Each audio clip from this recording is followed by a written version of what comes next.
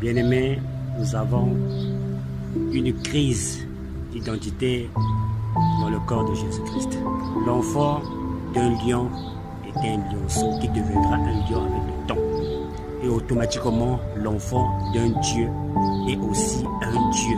Mais aujourd'hui, les enfants de Dieu ont même peur des cafards, des chiens. Les enfants de Dieu ont peur des féticheurs, des gens qui pratiquent la magie noire. Ô peuple de Dieu, nous avons une crise d'identité dans le corps de Jésus-Christ. Réveillez-vous, bien-aimés au Seigneur. En tant qu'Église du Dieu vivant, nous avons perdu notre identité. Nous ne sommes plus conscients que Dieu vit en nous. Nous ne sommes plus conscients que Dieu marche avec nous. Nous ne sommes plus conscients que Jésus nous a promis qu'il sera avec nous et même en nous. Ce que Adam avait perdu dans le jardin d'Éden. Dieu lui a dit, dominez sur toute la nature, dominez sur tout.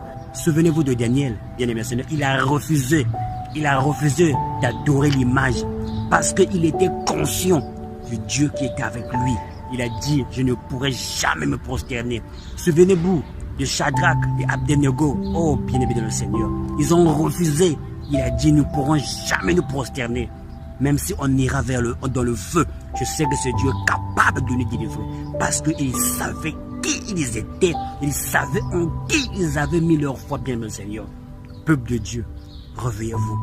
Ce que Adam a perdu dans 1 Genèse 27, en tant qu'autorité que Dieu lui a donnée, bien le Seigneur.